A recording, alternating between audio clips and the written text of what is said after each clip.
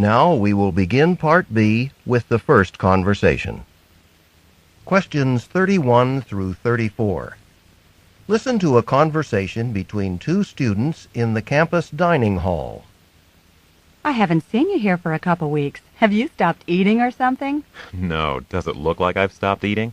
I've been spending a lot of time in the library. Working on a paper? I wish I was working on a paper. I'm working on 3 different papers: anthropology, English Lit, and history. Wow, that is a lot of work. Yeah, and what's frustrating is that I'm studying the 19th century British Empire in all 3 classes, but I can't just write a single paper for all 3. Why not?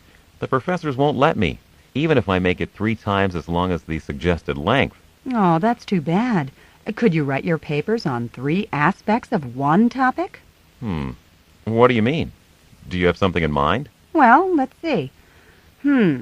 Maybe you could do something with romanticism, like, write your anthropology paper on the cultural basis of romanticism, and, your history paper on the influence of the romantic poets on British foreign policy, and your English paper on an analysis of some romantic poems. Hey, that's not a bad idea.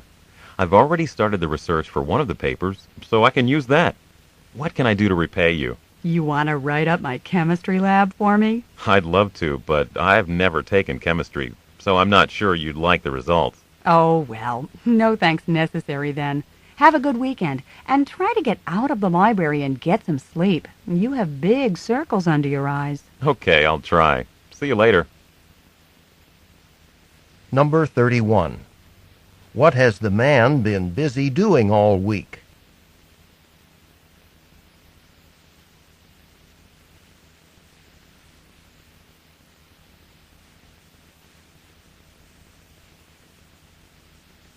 Number 32.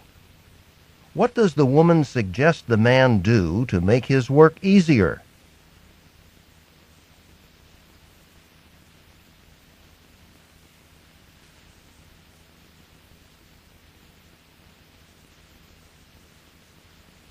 Number 33. Why does the woman mention romanticism?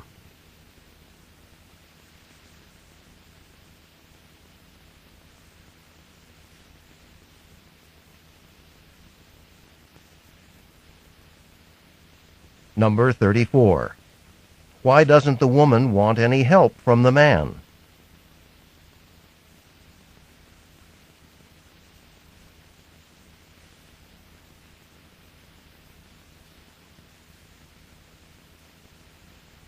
Questions 35 through 38. Listen to a conversation between two friends on a beach. Hey, Michelle, look what I just found. Right here in the sand. A piece of wood? Oh, driftwood. Interesting shape. Almost like some sort of modern sculpture. Yeah, and feel how smooth it is. Must have been in the water a long time. It could have been drifting in the ocean currents for months, or even years. In the currents? Doesn't the wind just blow things around out there? Well, sure, but the currents are always moving too. Almost like rivers, but underwater rivers flowing through the ocean.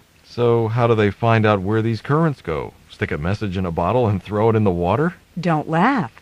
In fact, I was reading in a science magazine that oceanographers have released huge numbers of bottles into the ocean over the years. They wanted to map out where the currents would carry them. Say, I'll bet after they found out where all those bottles ended up, they could enter all that data into a computer and make a pretty detailed model to show where the currents go. In fact, they did. And they also found a neat way to test that model. There was a freighter carrying sneakers from a factory in Asia. It was caught in a big storm, and thousands of pairs of sneakers got dumped in the Pacific Ocean. Really? What a waste. Yeah.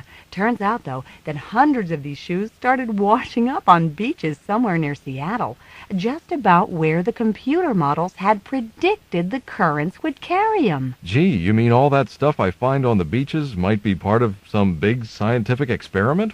I thought it was all just trash. Number 35. What are the speakers mainly discussing?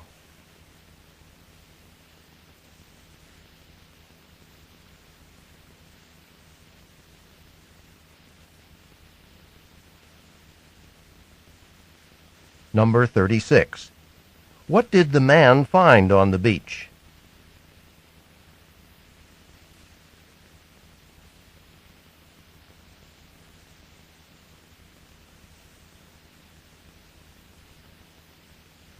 Number 37. According to the magazine article, what did scientists put into the ocean?